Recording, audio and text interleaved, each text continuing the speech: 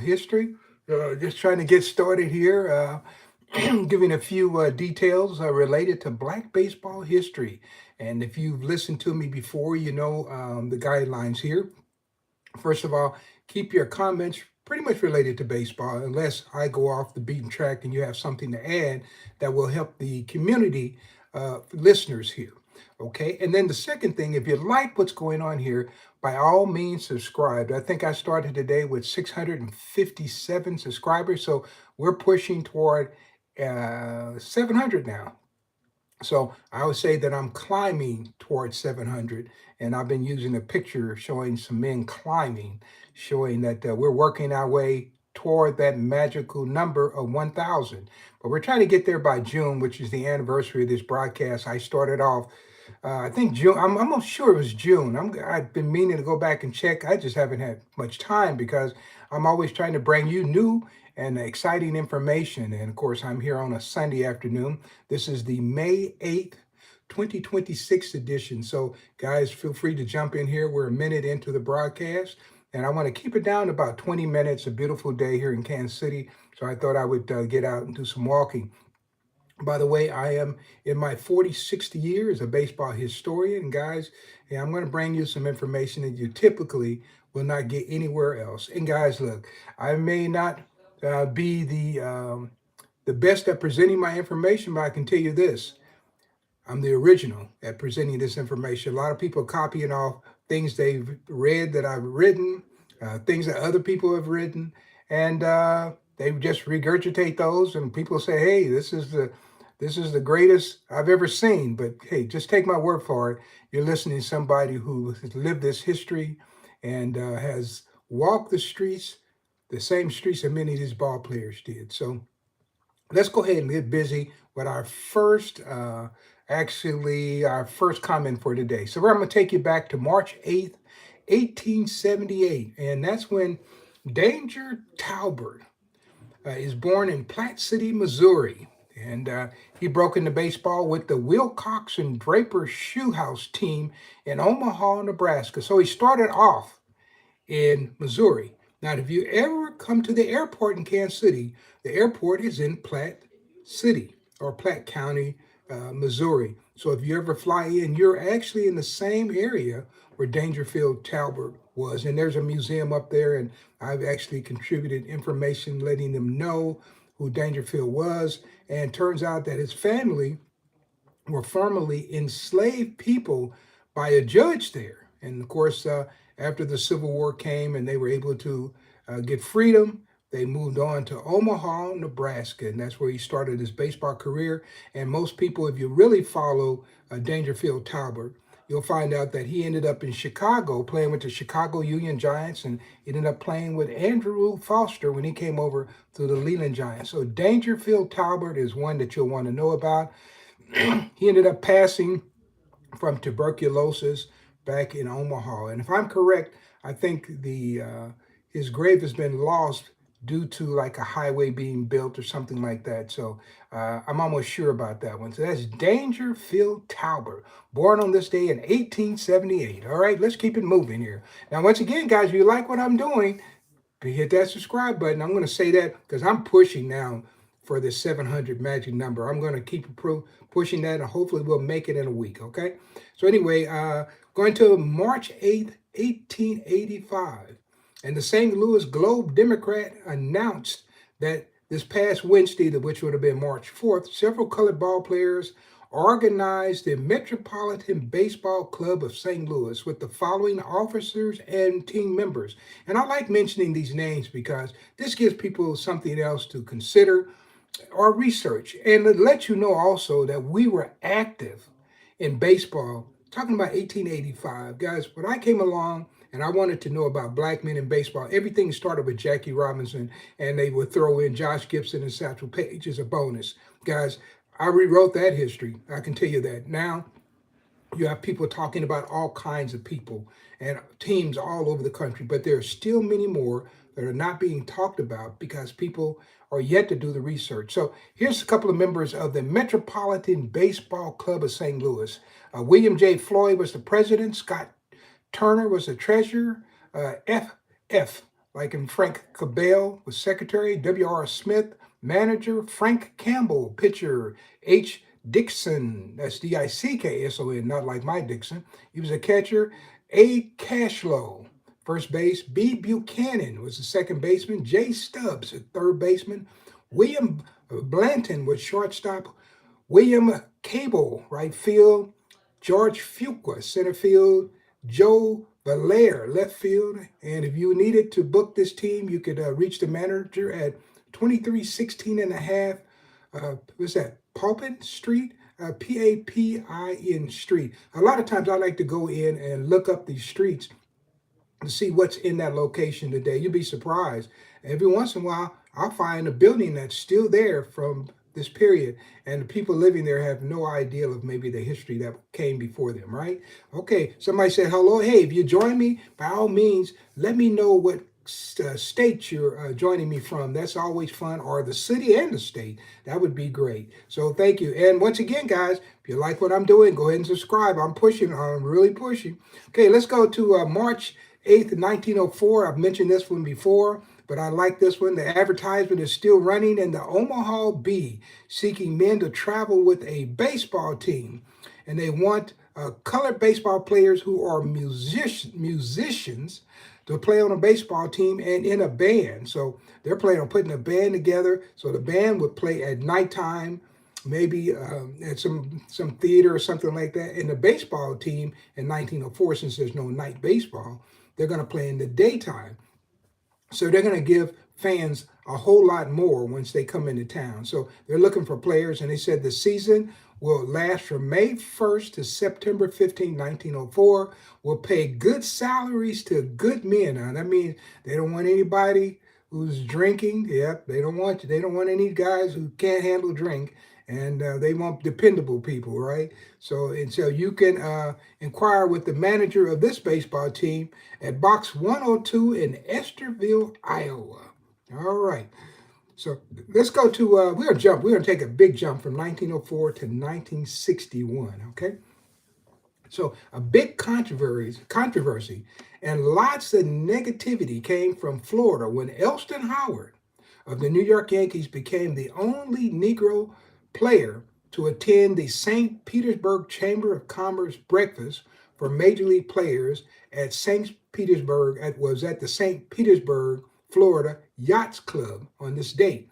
Now, 47 white players from the St. Louis Cardinals and the Yankees were in attendance at this event and received an invite. Now, Bill White, who was first baseman with St. Louis, complained to the Cardinals saying, the lowliest white rookies were invited, but no Negro stars had received an invite. So he's pretty pissed off. I knew Bill White, talked to him many times. And Richard A. Parker, chairman of the St. Petersburg Chamber of Commerce, immediately issued a personal invitation or invite to all the Negro players. Now, Jim Toomey, Toomey, Cardinal publicity director, took the blame for the misunderstanding regarding the guests only after Bill White had protested. So Tony said he only invited players living in the main Vinoy, Vinoy hotel, since he thought it would be an inconvenience for players living elsewhere. I'm going to go back and revisit that in a moment. The black players live in another hotel, and several others make their own housing arrangements. Now, Parker apologized by saying, we invited baseball players, not colors. So this racial exclusion, of course, arose again. So they weren't finished this year. And it highlighted the team's many visits to Florida during the spring training. And while white stars such as Stan Musial stayed at the Vinoy Hotel, black stars such as Bob Gibson, Kirk Flood, were forced to stay at the local boarding house because the hotels remained off limits to black men and black women well into the 20th century. So we're talking about in the 1960s, right? And so, okay, so let's go back and revisit just a few things. They said, first of all, you couldn't stay with the team at the Vinoy Hotel. So that means that they had drew the color line at this hotel. So no blacks could stay in the hotel.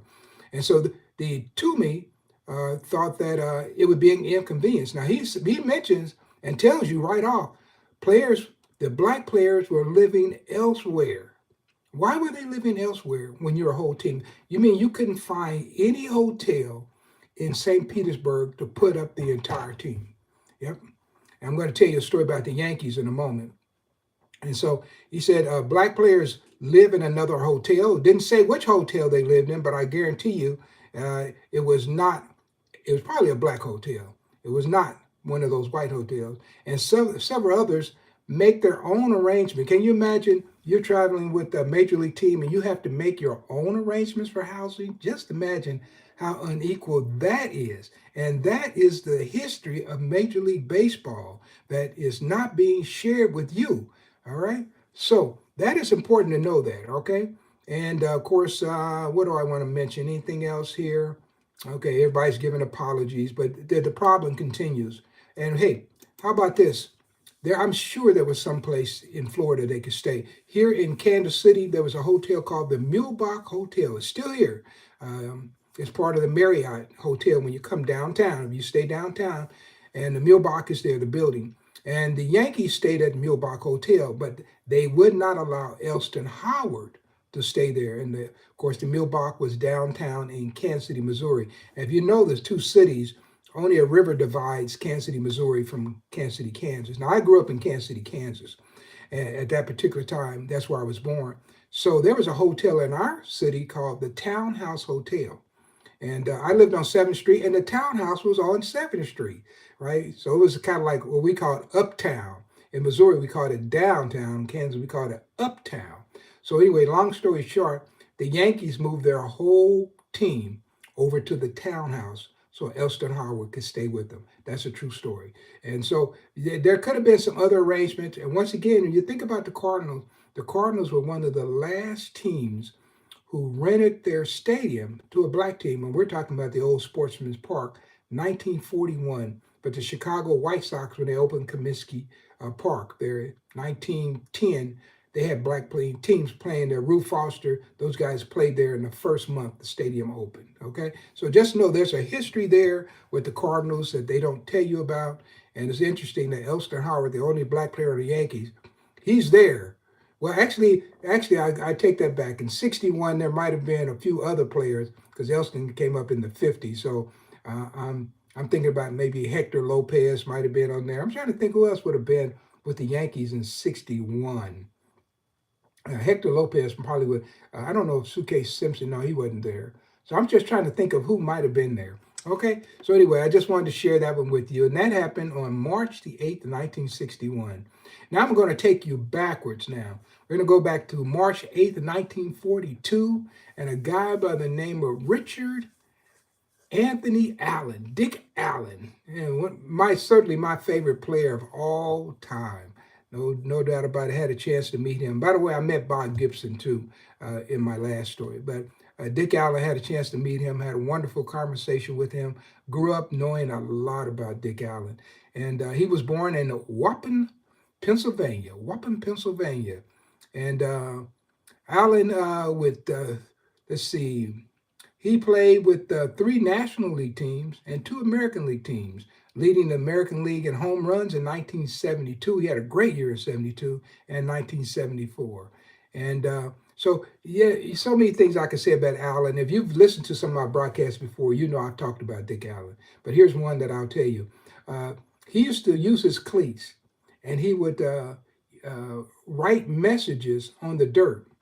And of course, you're in the grandstand there, you could look down and see them. And of course, the announcers could see them too. So he might, and famously write boo, BOO, with his spikes. And then another night he might write Y, WHY. And then another night he would write no. And of course, he was the first player to actually play on the infield wearing his batting helmet. So because he never trust people. He didn't trust people, and the fans just were always retaliating against him. However, he almost single-handedly saved the Chicago White Sox franchise in 1972. So anyway, Dick Allen. And so the announcers and team began to complain that he was putting these statements on the field with his spikes. So they said, you can't do that. You can't do that anymore. So instead, he did come back with one more statement, and he took his spikes and he wrote mom, M-O-M. And he said the reason he did that because his mom was the only one who could tell him what to do. So, man, I wish I could have met Miss Alla. She seemed like she was quite the lady. And he had a couple other brothers that actually played baseball, professional baseball too. So this was an athletic family. And Dick Allen was he was a great guy. And man, when I talked to him, bro, we had good laughs. And man, I miss Dick Allen. He died in 2020. And I was happy to see that he was able to get in the Hall of Fame. A little bit too late. I wish that he could have enjoyed that as much as I did being a Dick Allen fan. And that was Richard Anthony Allen, born on this day, March 8th, 1942. Let's go to another one right quick.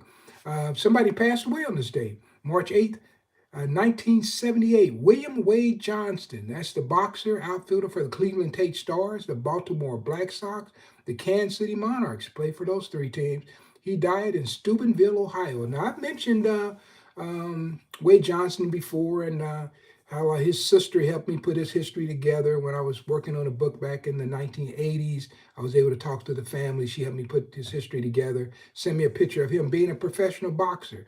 And you won't find that picture anywhere else except if they copy it from my book. And so that was Wade Johnston.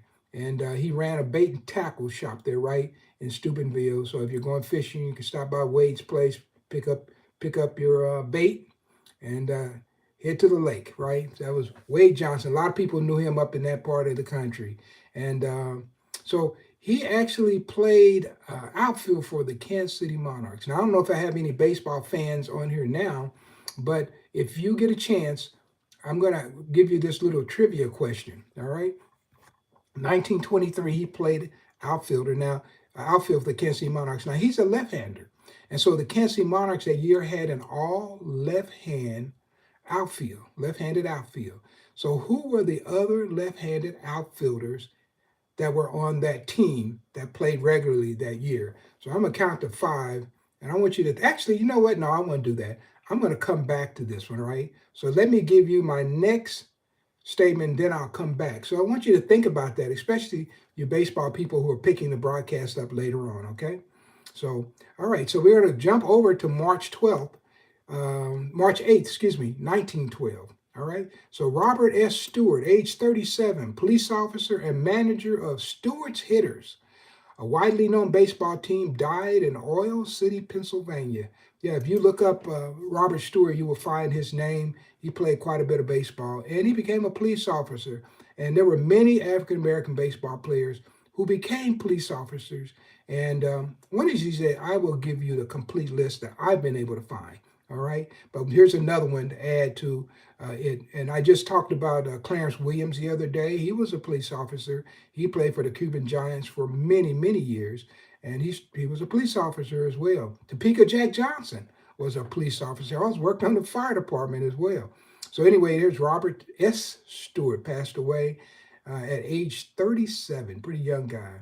And and he living in Oil City. So what can I tell you about Oil City? Now, remember I told you when you listen to my broadcast, it's called This Day in Black Baseball History, but I'm able to expand well beyond that, okay? So here I am going to expand well beyond that, okay? So Alfred Lawson, manager of the Oil City Oilers, and that was a minor league team in 1906, was a highly controversial figure, and he attempted to disrupt baseball, the establishment of baseball, by launching his own league, the United States League, in 1910, which explicitly challenged the color line. Yeah, you can find lots of information on that. I wrote about this Lawson guy in my book, Andrew Root Foster, Harvest on Freedom's Field. So anyway, Lawson drew national attention by announcing that his league will ignore the color line and sign African-American players to play alongside white players.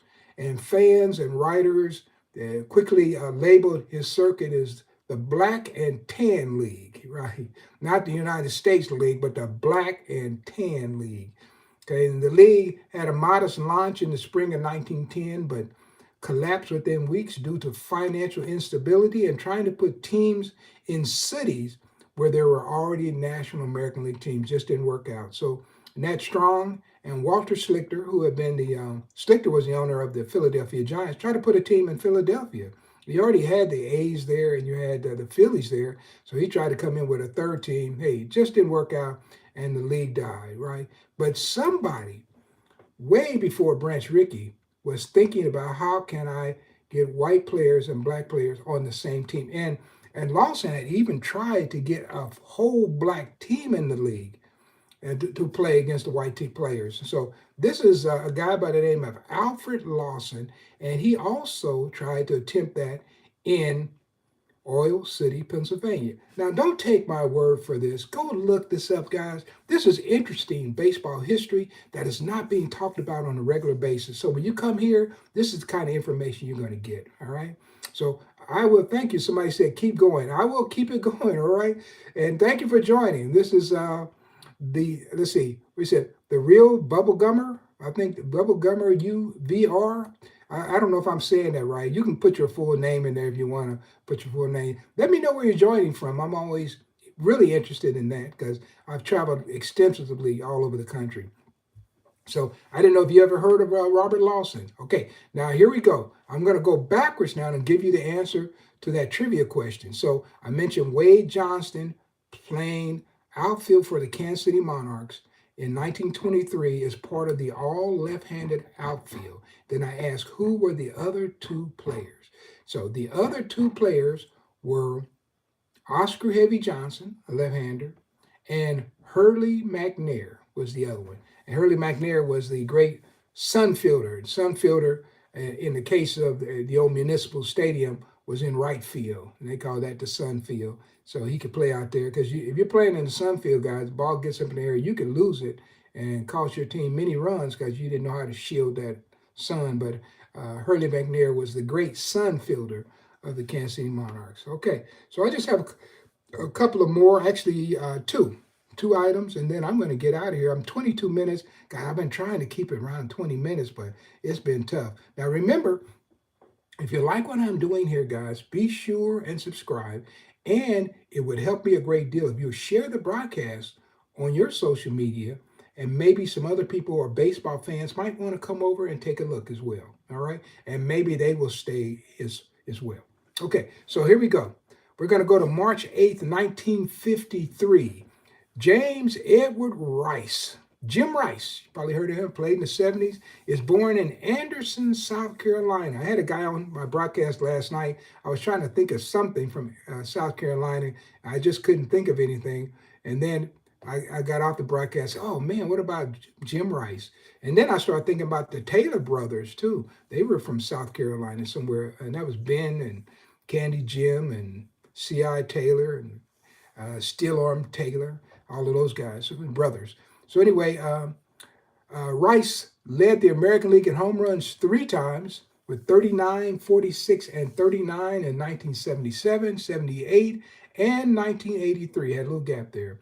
Now, the Hall of Fame left fielder played his entire 16-year career with the Boston Red Sox. Now, you know he's a member of the Baseball Hall of Fame. Now, as he was giving his Baseball Hall of Fame induction speech, he let something out that surprised people. And he said that he revealed as to being a devoted fan to the soap opera, The Young and the Restless. And you know what's interesting? A lot of baseball players, they don't have to, when they're playing baseball, they don't have to come to the park till about maybe 2 in the afternoon. So you could sit in the hotel and relax because you're going to be gone. You're not going to get back till maybe 11, 12 o'clock at night.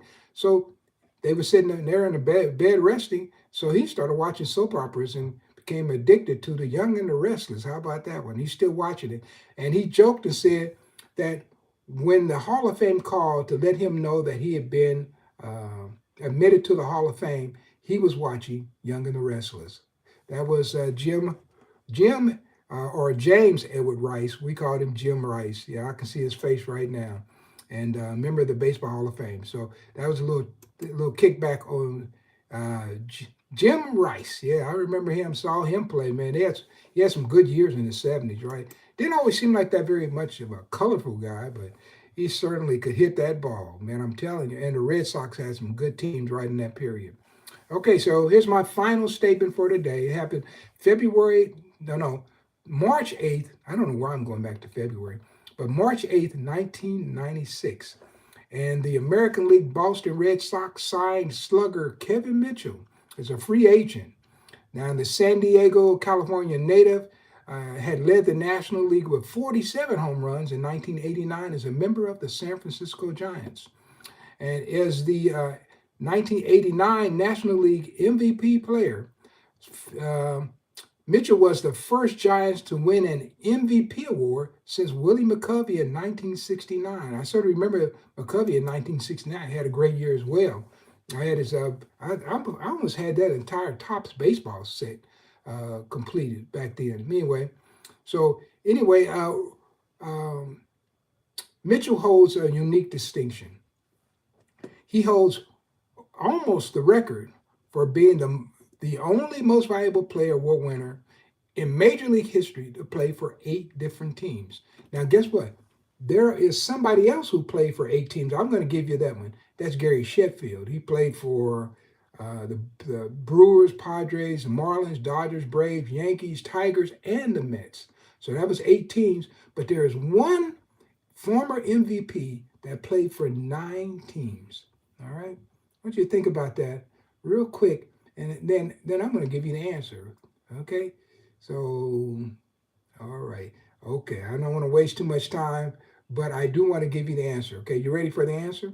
The answer is Ricky Henderson, who passed away last year. Ricky Henderson suited up for 9 different franchises over his 25-year career. And Kevin played shorter, but he had 8 teams. So that gives you a little bit of history for this day, and this is the March 8th, 2026 edition of This Day in Black Baseball History. Hey guys, I hope you enjoyed this kind of conversation about baseball. Uh, you can go to the Baseball Network, and I certainly subscribe to it. But a lot of times, it's the same old conversation about how hard somebody's throwing. You get a lot of the same reruns just over and over again. They'll show the highlight and show it over and over again. A lot of home run highlights. And then you get some ball players that'll come in and they start talking about baseball strategy way over the average person's head. And it's good for me because I like baseball, but I'm wondering who the audience is, for this. And so uh, you come here and I try to relate to you in a little different way.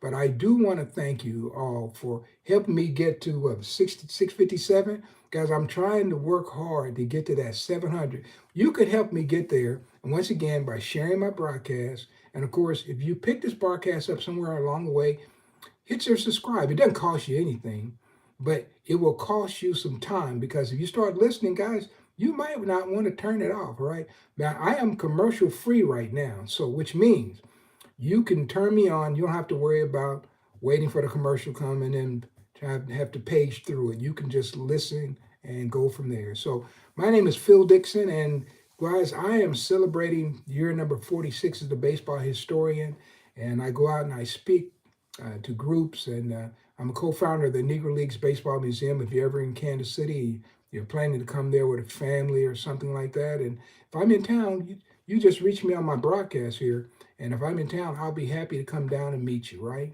I do that quite a bit. I've even given tours for family reunions and things like that. So I do want to thank you all for joining me and supporting this conversation. That's what it is. It's a conversation. And it's a conversation where you can learn a lot because when I talk to you about a lot of these players, I've had the pleasure of meeting them.